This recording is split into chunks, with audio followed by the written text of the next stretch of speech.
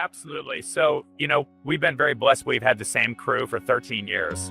Between Frank, Fritz, and Mike Wolfe, once a spirited pair traversing sandy backroads looking for lost treasures, their viewers were devastated by the abrupt rift, and bewildered rumors circulated about rehab stays, unsolved tension, and betrayals.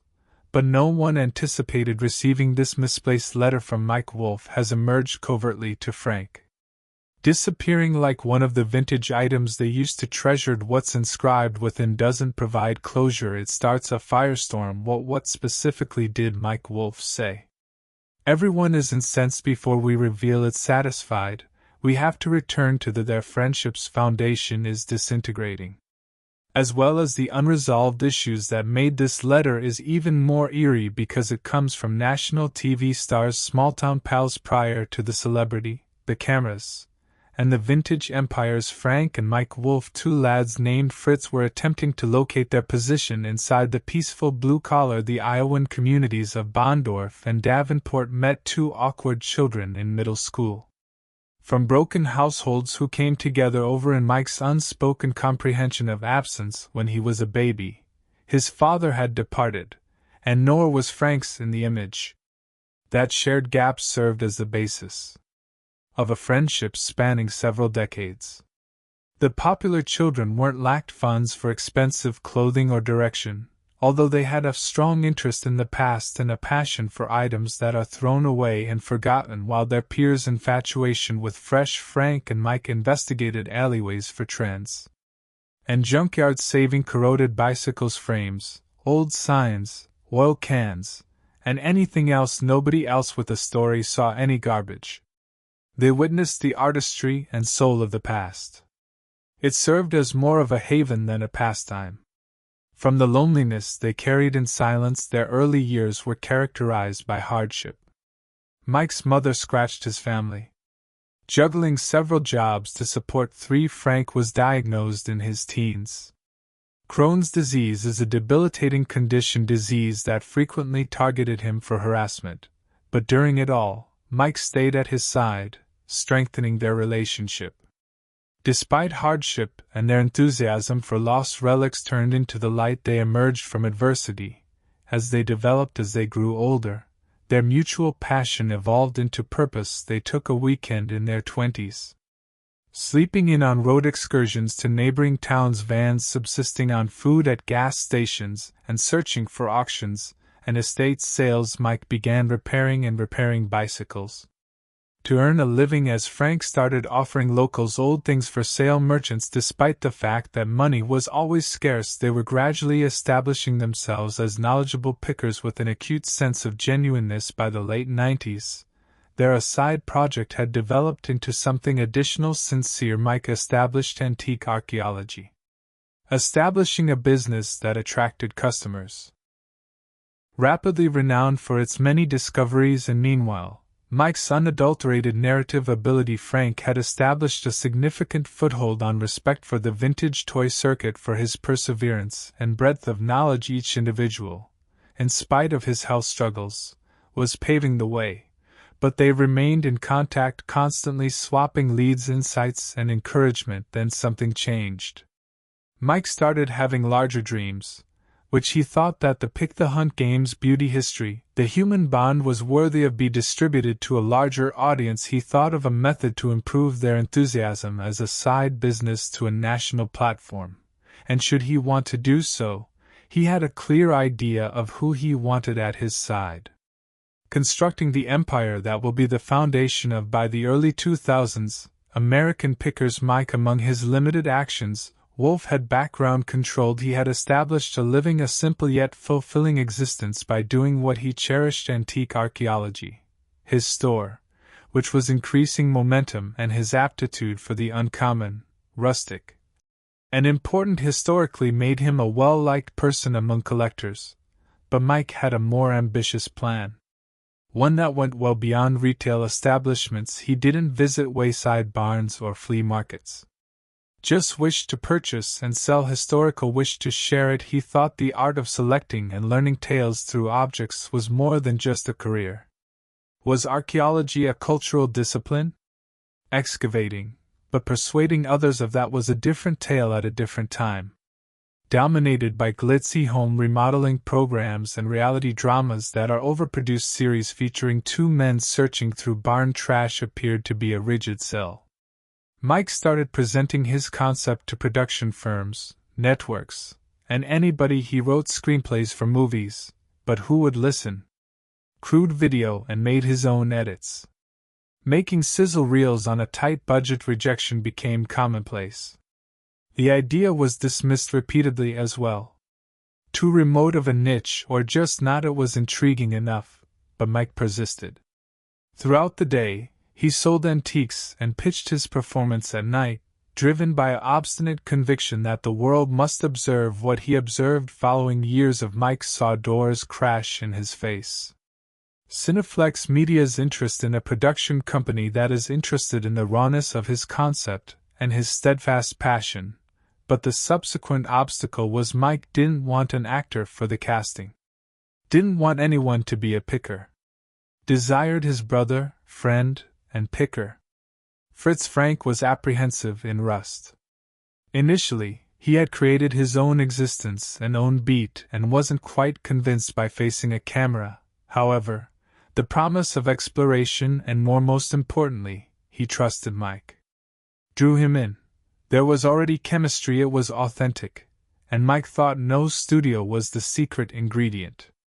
An executive could. The American Pickers Manufacturing Company made its debut on January 18th on the History Channel 2010. In the first episode, Mike and Frank, during their journey through the remote roads of making cold calls in Iowa and Indiana and knocking on people's doors for the first time. A significant discovery on television was a 1937 vintage and uncommon Harley-Davidson knucklehead frame and an important piece of motorcycling history. They found themselves buried in a messy shed. They worked out the deal and later put up for auction, becoming a modest profit. But more crucially illustrating the main points of the show regarding the excitement of the chase, ties to the people and history. Audiences behind the rust mounds reacted right away. Viewers weren't simply tuning in to observe gas and old signs pumps. Two friends were being observed. Rediscover America that has been forgotten. What started as a last-ditch hobby project would quickly emerge as a History Channel. Mike is transformed by the highest-rated series. Frank and the back row pickers went into Rust relics and roles, cultural icons behind-the-scenes magic. As an American Pickers fan base exploded in prominence. Knew right on that the success of the show wasn't limited to Mike Wolfe and Frank. Fritz discovered that it has to do with how people discovered it, and more crucially, what each Mike Wolfe was one of them brought to the hunt. The motivation behind and public face of the brand possessed a distinctive flair for identifying products that combined cultural nostalgia with commercial value. His biggest fixation: motorcycles, particularly vintage models. Harley-Davidson Indians prior to the war, and Cushmans were not only machines.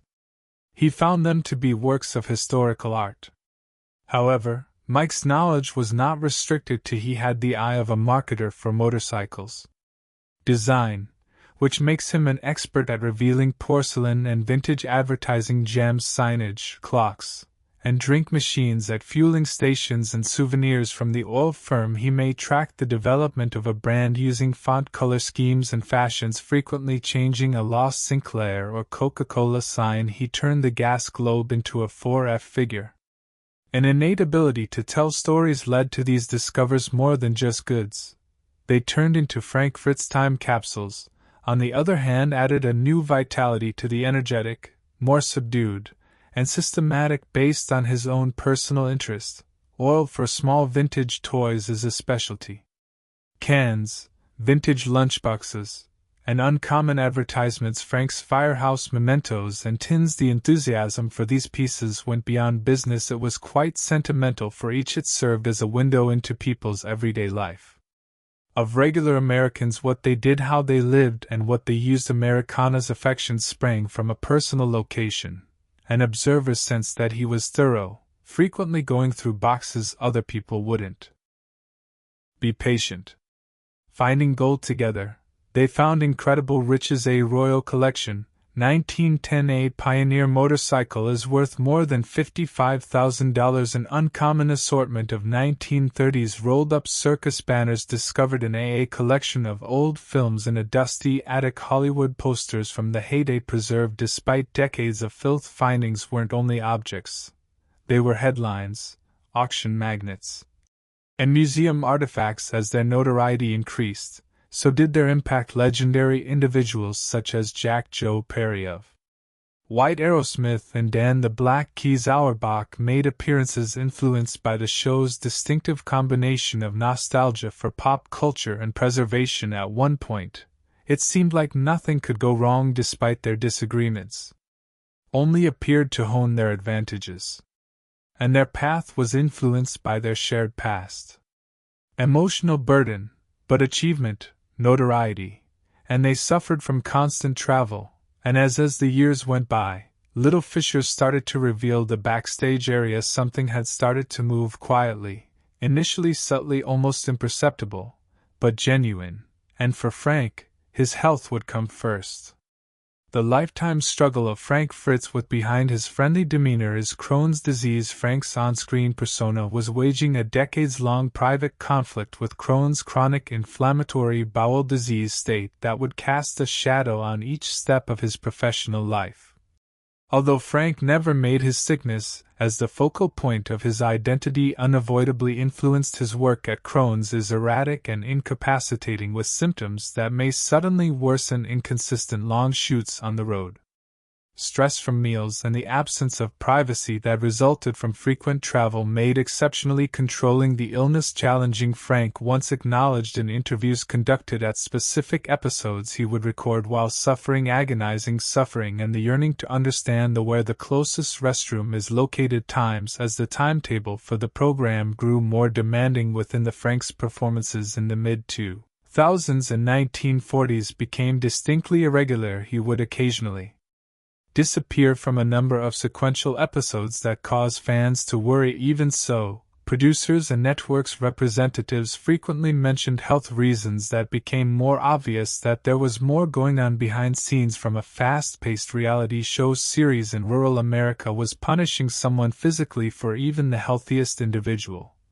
let alone a compounding with a chronic illness. These physical difficulties were becoming more alcoholic struggle. In July 2017, Frank was taken into custody in Iowa for running a driving while inebriated. Court records showed that he had taken his blood alcohol content and Xanax with alcohol level exceeded the permitted limit by more than double. Arrest functioned as a public disclosure of a more serious problem.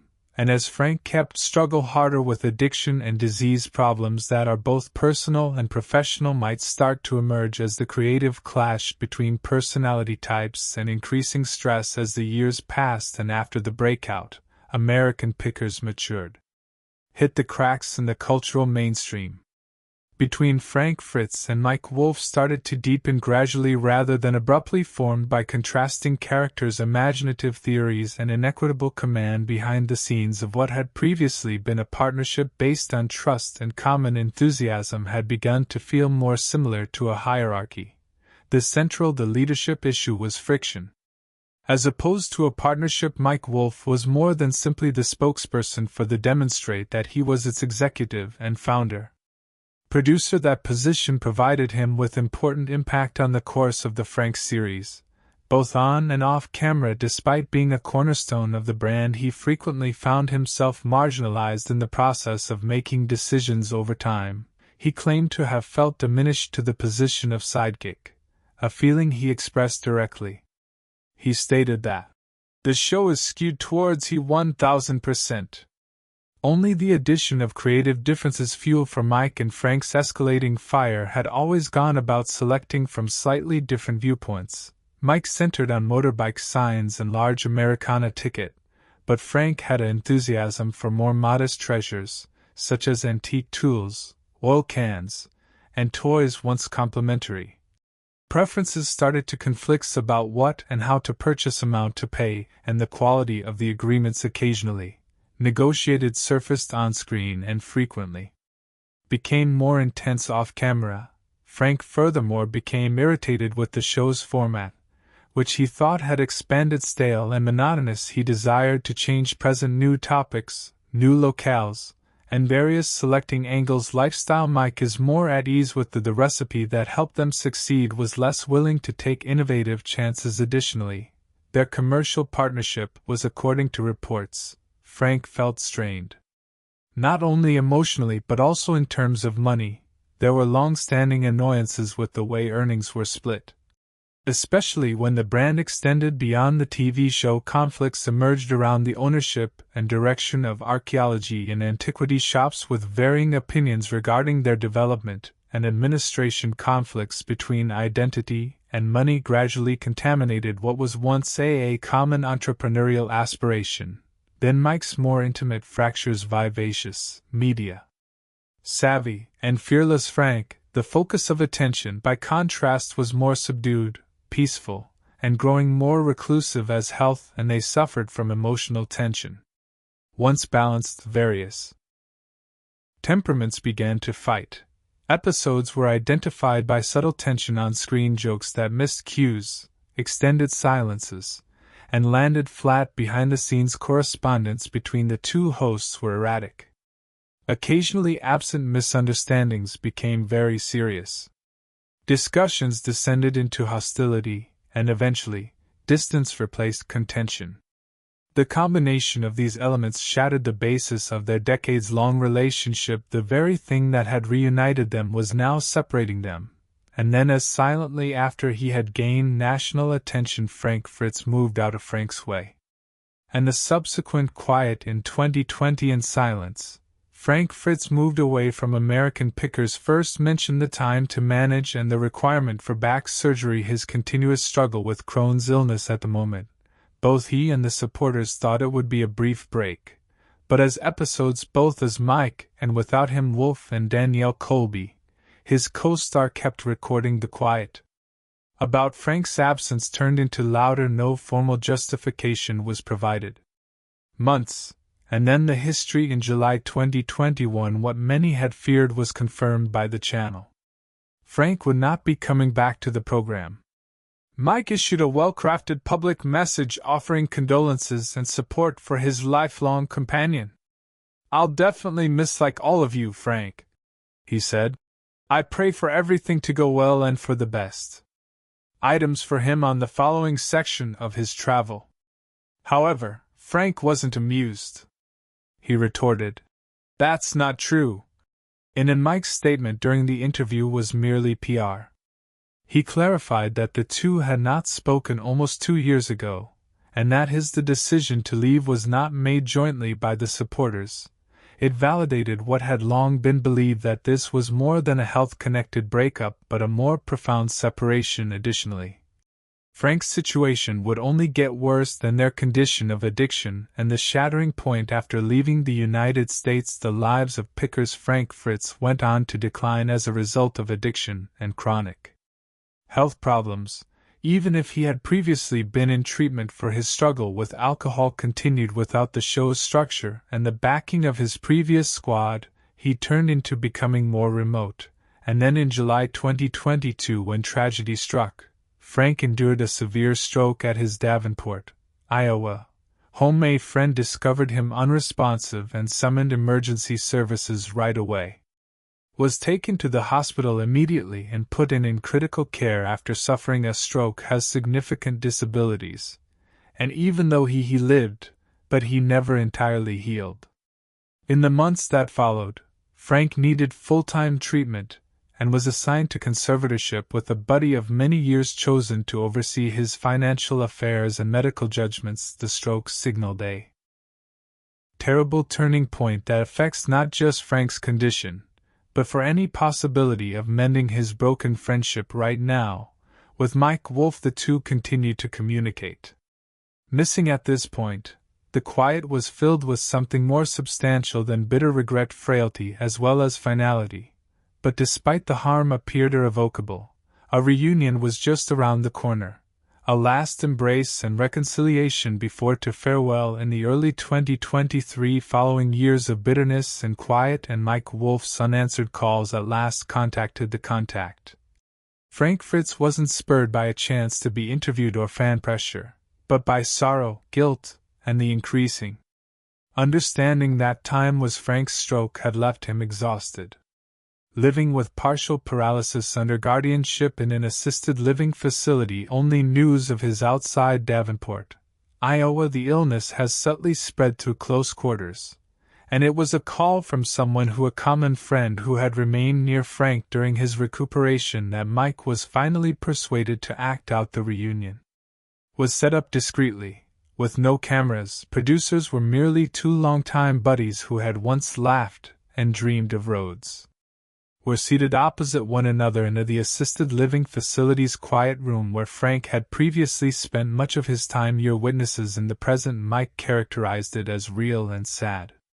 Expressed genuine regret for the silence regarding not attempting to release one's ego and Frank, but business separates them. Restricted ability to communicate. Understood Mike's hand and sobbed. There were no magnificent speeches or broad admissions, just the basic idea that is not expressed between two males who had experienced a limited amount of others could possibly comprehend. There were. Frank's has no plans to hold a formal reunion. It would not be possible due to health, although there was a lengthy embrace, the kind that keeps years of suffering, fraternity, and unsaid pardon, and it would be their final. The entire world was startled by what transpired next. The day Frank was stopped by the picking. Fritz passes away on September 30th, 2024, at age 60. More than simply a cherished was lost to the world. TV personality. It lost the guy who benefited Americans for more than 10 years. Get back in touch with their former selves. Frank Fritz at 60, he passed away calmly in the nursing home where he had spent his last year. The official cause was issues brought on by the enormous. He had a stroke in July 2022, which had physically abandoned him. Weakened and becoming more fragile, Mike Wolfe has been estranged for years. Was with Frank when the end arrived. An exclusive hospice room in Davenport. Frank's health in Iowa had gotten worse. Suddenly, in his last week, a mutual friend reached out to Mike once more, pleading. Mike arrived shortly after him. Dawn slowly creeping into the space where Frank was lying with a number of enduring companions and caretakers. Those in attendance claim that Mike sat down, took Frank's hand next to the bed, and spoke with him for hours before letting go. Not about regrets or grades, but about the road travels and the discovery of the barn and the mischievous behavior of childhood that had characterized their youth. But Frank never. A nurse who has fully recovered awareness claimed to have witnessed a tear fall down his cheek as Frank inhaled his last breath. Hour's hand was still in Mike's. Later, Mike published a very intimate social media message in his own. I was present when we were barely 2 years old. Children who had a dream, and I was present when Frank wasn't there when he took his final breath. He was my brother, my co-host, and history, my loved ones, and I always will. It happened after Frank passed away. That the missing letter was discovered, one Mike had written long before he died. Now is the moment to reveal everything in the letter. That altered everything in the aftermath of Frank Fritz's passing. As companions and fans lamented the conclusion of a convoluted legacy, something came to light that nobody anticipated: a handwritten, personal letter. Mike Wolfe's discreet letter titled, "Now is the moment to reveal everything." It was allegedly discovered in Frank's personal possessions, but it's still unclear how it got there. What makes its existence a mystery? What's even more unsettling is that those close to him say that Frank had stated during his last months that he was looking for a letter that said Mike authored it around late 2022, according to sources. At the height of Frank's recuperation from a severe stroke and material abuse, their friendship at the time was Mike had issued an almost broken public statement. Statements wishing Frank well in private, even though he had a lot more to say and it wasn't good, according to the letter. A number of handwritten pages where Mike didn't hold back when he was blazingly raw. He began by expressing resentment and frustration at being held accountable in the press for Frank's absence due to being portrayed as the antagonist. He didn't say anything, so I kept talking. closed after I was labeled a traitor by the world. It is said that he wrote, "But you never once stood up for me." At no point, Frank expressed how they felt deceived by Frank's quiet from afar and from what he referred to as a version of you that I no longer acknowledge that the letter's heart spoke not just to a friendship's breakdown. However, Mike has been harboring resentment for years. Said that Frank's addiction was ruining trust and transforming personal suffering into consequences for the public. You locked yourself in a battle against your own body, mind, and the others were simply abandoned outside the heap end. It wasn't a letter of consolation, it wasn't an appeal, but a reckoning in the midst of the flames. There was Mike recognized their vulnerability. History: two Iowan boys without fathers, two idealists who created gold out